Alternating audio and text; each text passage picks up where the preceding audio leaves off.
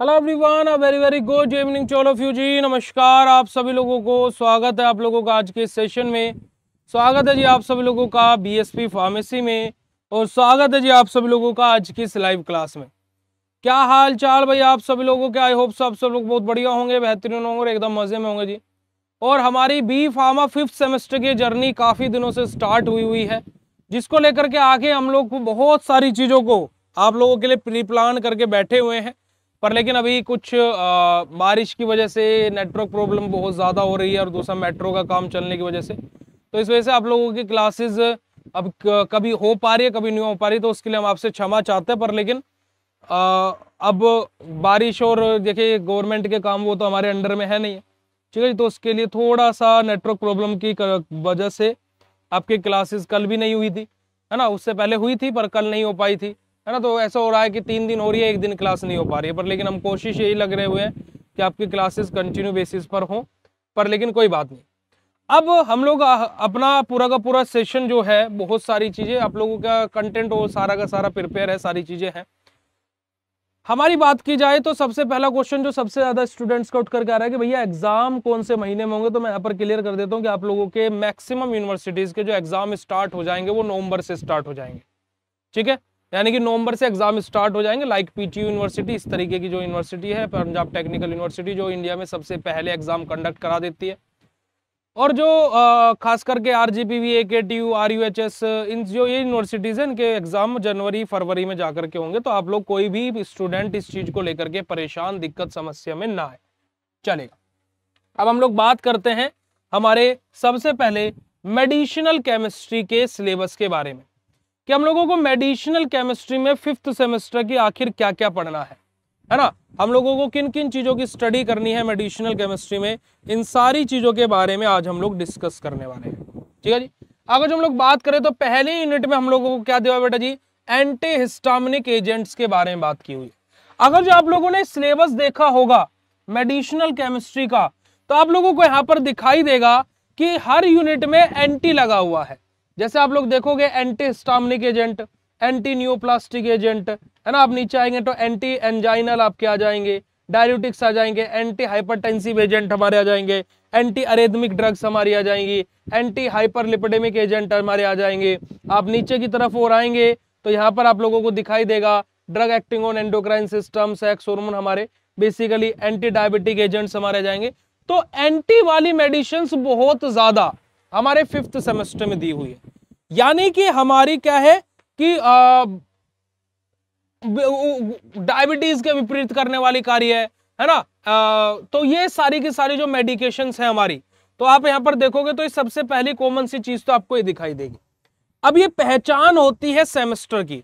जैसे for example आपको anti histaminic agent से क्वेश्चन आपके कहीं कॉम्पिटिटिव एग्जाम में फंसा, तो आप इन चीजों को रिकॉल कैसे करोगे, कैसे रिकॉल करोगे कि एंटी था 5th सेमेस्टर में, एंटी हिस्टामिनिक 5th सेमेस्टर में पढ़ा था। तो ऐसे करके ये रिकॉल करने की ट्रिक्स होती हैं सिलेबस को। अब जैसे मैं आप लोगों को बता देता हूँ, कोई भी टॉपिक पढ़ा रहा हूं मैं आपको बता देता हूँ, बेटा जी आप लोग ये topic B pharma 7th semester के इंस्ट्रूमेंटल मेथड ऑफ एनालिसिस के यूनिट नंबर 3 के इस वाली लाइन में ये टॉपिक आपका लिखा हुआ है। मेरे को सिलेबस इतने अच्छे से याद है। जैसे अभी आप मेरे से पूछ रहे हो कि भैया एंटीऑक्सीडेंट कहाँ पढ़ेंगे, तो एंटीऑक्सीडेंट कहाँ पर पढ़ते हैं हम लोग, है ना। अगर जो आपका क्वेश्चन आ जाए कि भैया एंटी माइक्रोबियल कहां पर पढ़ते हैं, तो हम आपको बता देंगे सिंपल सा बेटा जी, बी फार्मा 1st सेमेस्टर के इनऑर्गेनिक केमिस्ट्री के यूनिट नंबर 3 के अंदर गैस्ट्रोइंटेस्टाइनल एजेंट के अंदर जो टॉपिक नंबर 4 था वही आपका एंटी माइक्रोबियल एजेंट है, ठीक है जी। तो इस तरीके से सिलेबस याद करना है, ये भी एक कला होती है, और ये भी सारी चीजें हम लोगों को पता होनी चाहिए, ठीक है जी। तो अब यहाँ पर हमारा जो पहला ही यूनिट है वो क्या है, एंटी हिस्टामिनिक एजेंट। हमारा क्या है, एंटी हिस्टामिनिक एजेंट, जहां पर हम लोग H1 एंटागोनिस्ट के बारे में पढ़ेंगे और H2 एंटागोनिस्ट के बारे में पढ़ेंगे, ठीक है जी। अब H1 और H2 हमारे बात की जाए, हिस्टामिन हमारे H1 रिसेप्टर और H2 रिसेप्टर के बारे में बात होगी। अब रिसेप्टर्स आप लोग अच्छे से जानते हो कि रिसेप्टर्स क्या होते हैं। एक और बात जो बहुत बार मेडिसिनल केमिस्ट्री में मेरे से स्टूडेंट्स ने पूछा है, तो भैया आप जो सिलेबस है हमारा, वहां पर किन्हीं किन्हीं मेडिसिन पर स्टार बना हुआ है, सभी पर नहीं बना है। जैसे अगर जो हम लोग बात करें, हमारा यहाँ पर हमारा स्टार बना हुआ है, हम लोग बात करें यहाँ पर हमारा स्टार बना हुआ है, ठीक है जी। अब ये स्टार का क्या मतलब होता है, देखिए जो हमें स्ट्रक्चर एक्टिविटी रिलेशनशिप के बारे में बात की जाए, जस्ट अ सेकंड प्यारे बच्चों, 1 सेकंड रुकेंगे, 1 मिनट बेटा जी, ठीक है। समझ में आई इतनी बात जो हम आपको बता रहे थे प्यारे बच्चों? यस और नो प्लीज कंफर्म कीजिएगा। तो हमारी जो स्ट्रक्चर एक्टिविटी रिलेशनशिप है ना, जो हमारी होती है, वो हम लोगों को सारी ही मेडिसिन्स का लिखना होता है, बट जो हमारा सार होता है, यानी सॉरी सार तो ये होता, सिंथेसिस जो हमारी होती है, जो हमारी रिएक्शन की सिंथेसिस होती है, वो हमारी जिस रिएक्शन पर ये, जिस रिएक्शन बोल रहा हूं माफ कीजिएगा मैं, जिस ड्रग के ऊपर हमारे स्टार बना हुआ है, उसकी ही सिंथेसिस हम लोगों को याद रखनी रहती है। आई बात समझ में? यस और नो? तो इस स्टार का मतलब क्लियर हो गया, ठीक है। यहां पर आप लोग H2 एंटागोनिस्ट के अंदर देख सकते हो, तो सिमेथ्रिडीन के ऊपर हमारा स्टार बना हुआ है, यानी कि जो सिंथेसिस हमें सिमेथ्रिडीन की याद रखनी है ना। रेंथेडीन की याद हो या ना हो, है ना, हमारा वो चल जाएगा, पर सिमेथ्रिडीन की सिंथेसिस हम लोगों को पता होनी चाहिए। राधे राधे बेटा जी, गुड इवनिंग, जय श्री कृष्णा, राधे राधे। ठीक है जी। तो हमारी पहली यूनिट के अंदर हमारे 2 टॉपिक, एंटीहिस्टामिनिक और anti neoplastic agent, anti neoplastic agent और एंटीहिस्टामिनिक एजेंट, ये 2 हमारे पहली यूनिट के अंदर दिए हुए हैं। बात करते हैं हमारी सेकेंड यूनिट के बारे में, ठीक है। हमारे एंटी मेटाबोलाइट्स, हमारे एंटीबायोटिक्स, हमारे प्लांट प्रोडक्ट मिचेलिनियस, ये सब तो मतलब कि छोटे छोटे टॉपिक्स है, बट मेनली हमारे क्या है, एंटी न्यूप्लास्टिक और हमारे एंटीहिस्टामिनिक है। चलेगा, सेकंड यूनिट बात करते हैं जहां पर हमारे वेसोडायलेटर्स के बारे में बात हुई है, जहां पर एंटी एंजाइनल के बारे में बात हो रही है। एंटी एंजाइनल के अंदर हमारे वेसोडायलेटर्स आ जाएंगे, कैल्शियम चैनल ब्लॉकर्स आ जाएंगे हमारे, ठीक है। ये दोनों के दोनों किसके, एंटी एंजाइनल के। डाययूरेटिक्स के अंदर हमारे बेटा जी क्या आ जाएंगे, थायाजाइड्स हमारे आ जाएंगे, थायाजाइड्स हमारे आ जाएंगे, ये रहा देखिएगा, लूप डाययूरेटिक्स हमारे आ जाएंगे। ये सब के सब हमारे किसके अंदर आ जाएंगे बेटा जी, डाययूरेटिक्स के अंदर आ जाएंगे। और इसी यूनिट के अंदर हमारा एक और टॉपिक एंटी हाइपरटेंसिव एजेंट हम लोगों को दिया हुआ है। कौन सा दिया हुआ है, एंटी हाइपरटेंसिव एजेंट।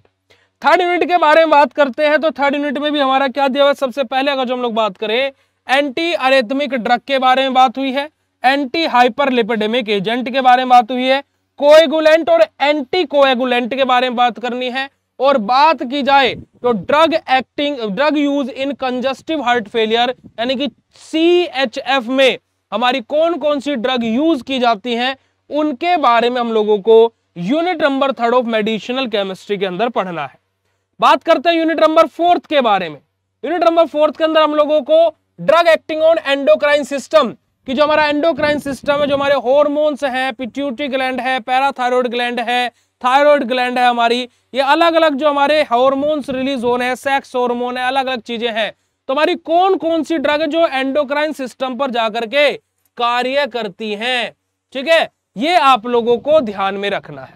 तो देखिएगा बेटा जी, यहां पर हमारा जैसे कि drug acting on endocrine system में हमारा सेक्स हार्मोन्स के बारे में बात आ जाएगी, है ना, हमारा ओरल कॉन्स्टिपेटिव के बारे में बात आ जाएगी, सॉरी ओरल कॉन्ट्रासेप्टिक के बारे में बात आ जाएगी, कॉन्ट्रासेप्टिक कोर्टिकोस्टेरॉइड्स के हमारे बात आ जाएगी, कॉन्ट्रासेप्टिक हम लोगों को पढ़ना पड़ेगा, थायराइड और एंटी थायराइड ड्रग्स के बारे में पढ़ना पड़ेगा। तो ये सारी की सारी चीजें, अब देखो मैं हमेशा आप लोग क्या बोलता हूं कि भाई आपकी 4th सेमेस्टर से असली फार्मेसी शुरू होती है। आपने पहले और दूसरे और तीसरे सेमेस्टर में पढ़ा कि दवाई क्या होती है, कैसे होती है, किसी दवाई के बारे में नहीं, पर लेकिन हमारी एंटी थायराइड ड्रग कौन सी होती है ना, हमें उसके बारे में, थायराइड के लिए हमें कौन सी ड्रग यूज करनी है, उसके बारे में हमें बेसिकली 4th, 5th और 6th सेमेस्टर में मेनली पता लगता है। पर लेकिन मेडिसिनल केमिस्ट्री उसी को क्लियर होती है जिसके पहले सेमेस्टर की इनऑर्गेनिक, दूसरे की ऑर्गेनिक, तीसरे की ऑर्गेनिक और चौथे की ऑर्गेनिक क्लियर हो।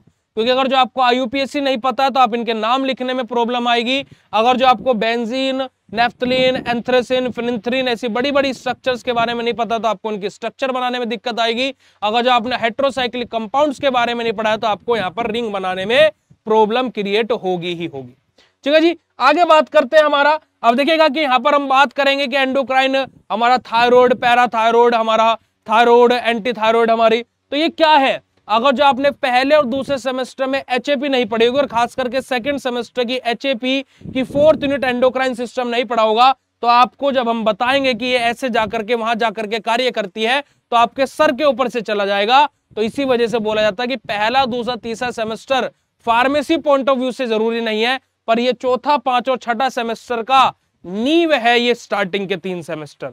तो इस बात को आप लोग विशेष तौर पर ध्यान रखिएगा।